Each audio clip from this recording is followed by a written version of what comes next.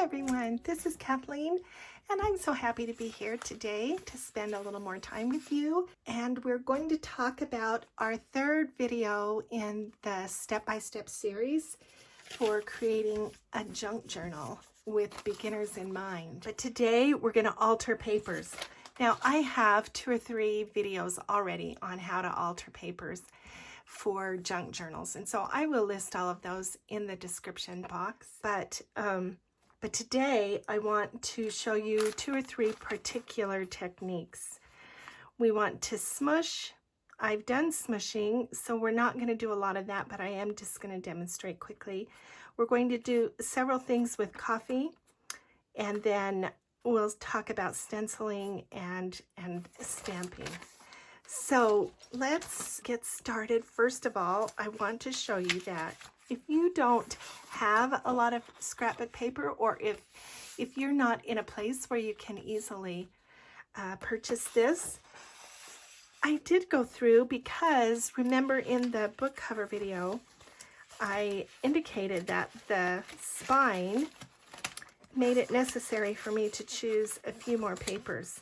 So I went through my stash and I found these book pages. So in my formula, which you will find out later, I think of papers in terms of either designer paper or book page, mainly, you know, printed picture kinds of book page. And so that's what these are. And when I choose them, I'm going for color. So this is what my design is. And so each of these pages I've chosen for their color. So there's that one, and it's just black and white on the back. There's this one that I think matches well. There's this one with this pretty print on the back. Yeah, so that's going to be a page. And then there is this one. So I was pretty tickled that I had these in my stash, and they can be used in the signatures. These don't need to be altered, so I'm going to put these with the group that doesn't need to be altered. And these I'm going to alter with you today. So let me move these over, and we've got these to work with. Okay, so some of them I have done so that you get an idea. I'm going to demonstrate it, but you'll have an idea about the way they turned out. So I will put these aside, and we'll just choose the first one on the list is smushing. So this is something that I do all the time. This is ink. It's in this pretty faded jeans color. So what I do is I take the pad. Now you can't see it yet. I take the pad and I smush it onto my glass. And I'll show you what to do if you don't have a glass mat in a minute. And then I spray it with some water, and then I sometimes run my fingers through it just to make sure that it doesn't have those squares on it. And then I just lay the paper down, and that's smushing. Okay, that's what it is. And then I will put this aside to dry. In my videos, certainly my flip throughs, you have seen me do this, you know, 100 times. So that's all it is. Now, if you don't have glass, you can also take just a piece of plastic packaging. You can do the same thing. Smush it on there. Give it a little bit of a spray. And then you need to take your finger and then just put it on the, now that gives you just a little bit of a different look, right? Yeah, but it's essentially the same. So that's the alternative. And then we can put this aside on to the next technique. Let me clean off glass.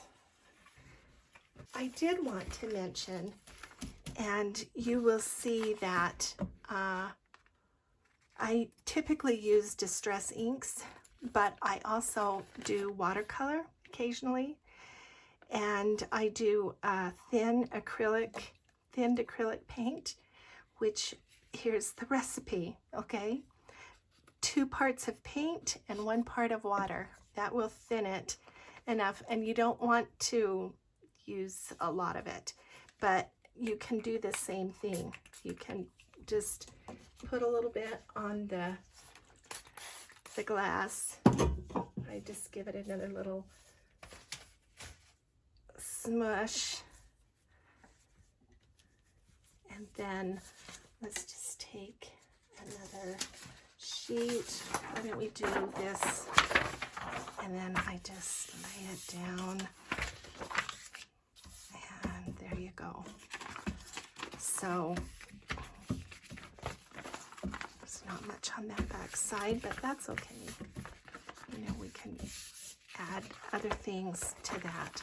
So let's just take this. This is plain white, and I can alter that with a little bit of coffee on a sponge. Okay, that's what we're doing. We're going to use a sponge. We're going to dip it in the coffee, squeeze it out a little, and then all we're going to do is just dab it on. Now this is kind of a light coffee, but that's okay.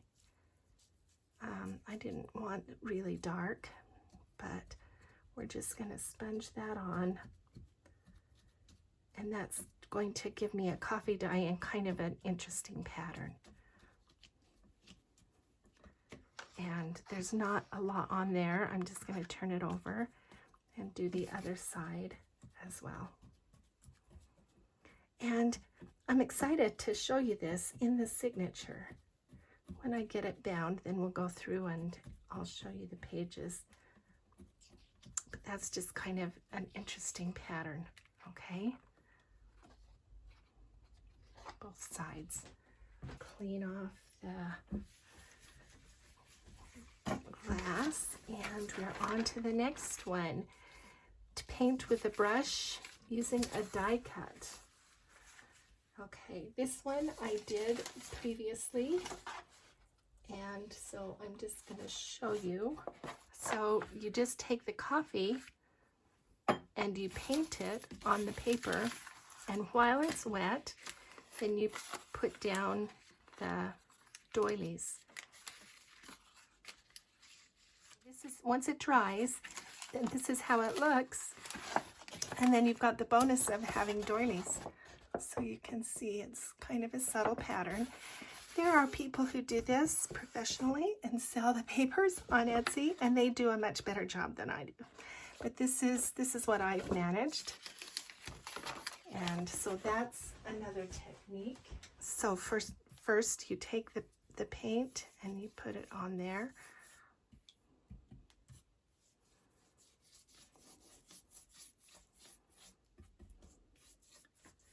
And then you take one of the doilies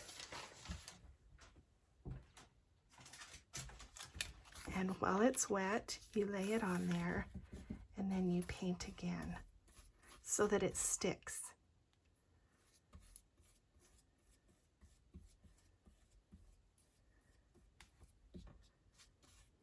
And you do this obviously on a cookie sheet or a plate, something where you can then take it and dry it. We'll lay it on top of this. And then the paper ends up being coffee dyed, and then the doily, you get the details of the doily. Yeah, okay, so that comes over here to dry. All right, now the next thing is to paint with a crumpled rag. Okay, let's do it on this one.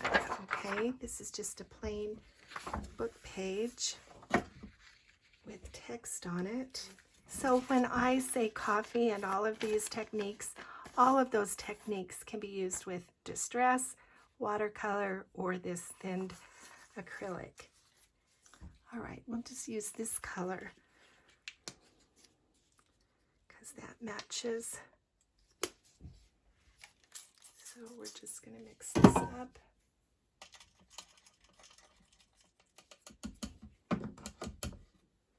What you want to do is just take, this is just some brown paper sack, and I just crumpled it up. And this is like a ragging technique. So I first learned how to do this from my mother with paint. She would sometimes paint furniture using this rag method. And so then you just dip it in, and then you just, it's kind of a stamping thing. When you do real rag painting, you put it on with the glaze and then you take it off. But this is kind of the faux method.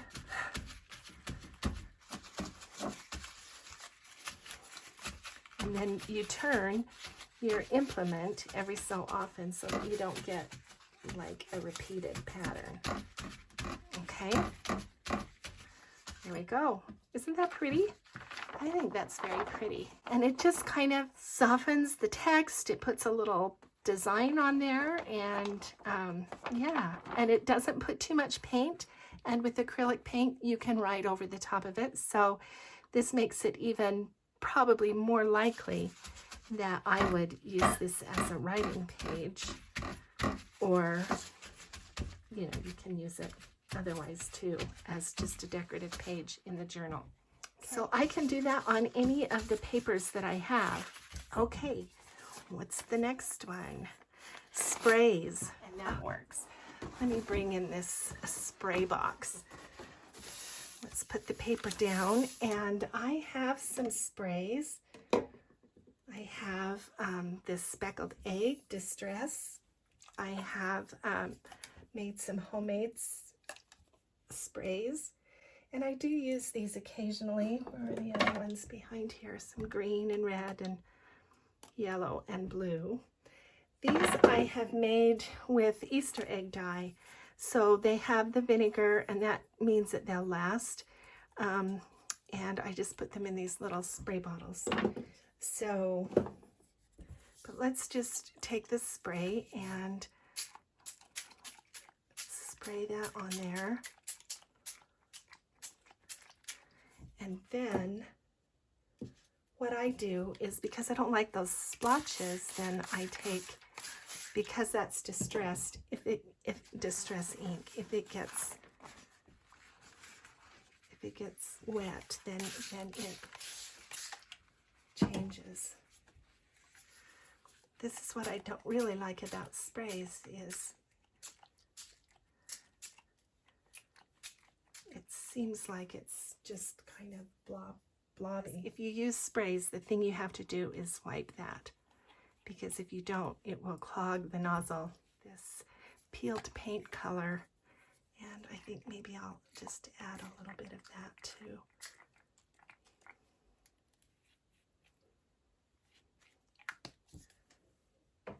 That looks interesting. Okay, so now since I am thinking about beginners, what I want to do is let you know, and I remind you of this occasionally, but with mixed media stuff, you just have to be bold.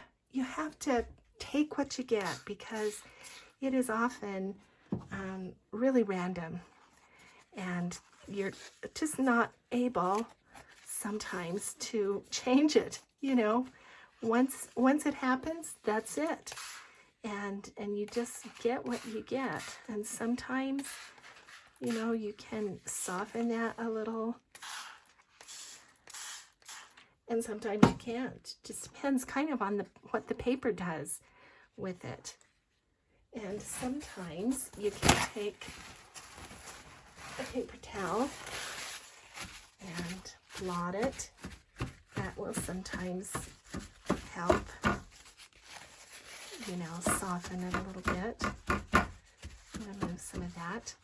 But here's the thing, this, you know, at least I am not, and I hope you are not, I am not just a cut and paste a kit gal. I want to be an artist, and being an artist means that you have to be bold. You have to do some experimenting and try things out and see what happens. And then if you don't like it, it's just paper. You don't have to use it. But a lot of times, my mother always used to tell me that things don't always look great up close, but when you step back and look at it from a distance, it looks good. And I have found, this is one of my tips that I want to tell you, I have found that mixed media pages that are so interesting and add such beauty and depth to a journal, they look good in the journal. Sometimes this is not necessarily appealing to me as I look at this right now. But once this dries and I bind it in with the rest of the pages, it often just looks really good. And so I'm going to encourage you to be bold and do experiments and see what happens. Okay, so the next ones are stencils and script stamps. Oh, and one more thing I wanted to show you with coffee. This is all the rage right now in mixed media circles, is called coffee spill. So I am going to stamp this brown daisy. Let's put it a little bit off the corner there. And then I need, and this is archival ink, so it is not going to react to the water. And now I'm going to take this off so you can see it. I'm going to just take just the corner, the top corner of that stamp, and just put another little flower, a little piece. Yep. And so this is what coffee spilling is. So you just take a little coffee, and then on top of a whatever that you might like to do artistically, then you take a little coffee and you spill it. That might be a little bit too much. So let me, okay, that's probably better. And then you just spill it out. I took too much off. So you just put some on there, and then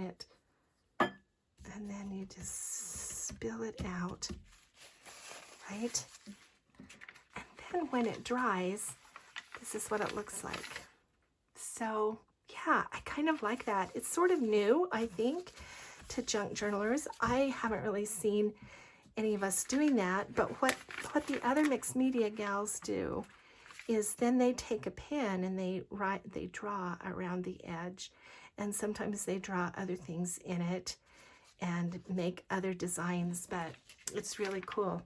So let me just try that and show you how it looks. Okay, what do you think? I think that's kind of different, kind of cool. It just kind of focuses the coffee dye around this artistic element. Here's the other piece. So, you know, junk journalers have been spilling coffee for a long time now, but I'm challenging you to do a little bit of artistic something with it. So look that up and see what you think.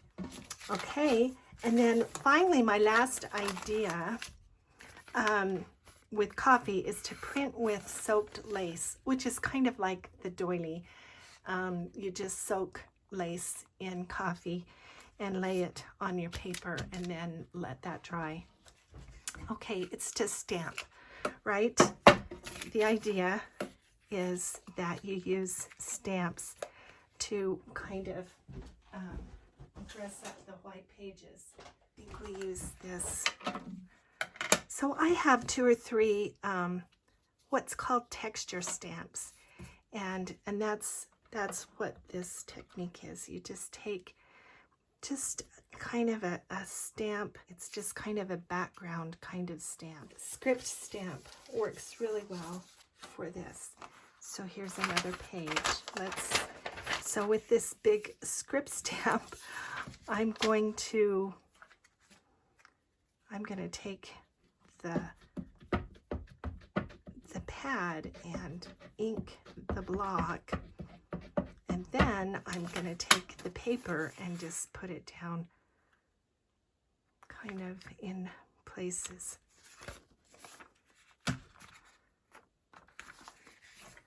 Can you see that? It's really subtle. I think I need a new blue ink pad maybe, because that's pretty light. Yeah, just, you know, a little bit.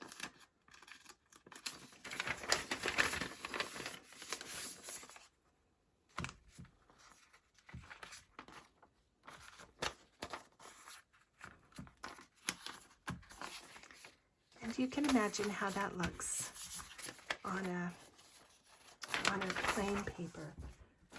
Oh, stenciling. Yeah. Okay, so we know how to stencil, right? So I used the spray to do this great big stencil. But of course, we can just use a little stencil and do some designs on a journal page. We do this all the time, and you just put a little bit of ink through the stencil in different places.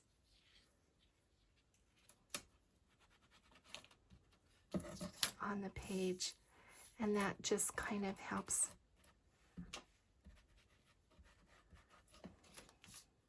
distract you from the white.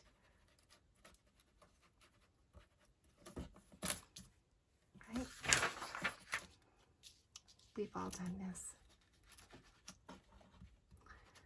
And the other thing I want to tell you is I don't do all of these techniques in every journal.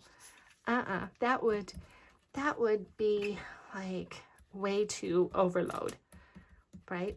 But I will sometimes do something like this on like a special page, or a little bit here and there. This really makes a difference when you're looking at white.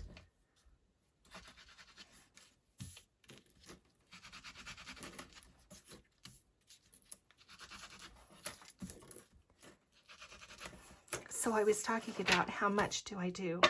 I will often do one of these mixed media techniques in the journal, but I will repeat it because that creates some unity. So if I were going to do stenciling, I might do it kind of throughout on all of the blank white pages, or I might do paint splatter on all of the white pages.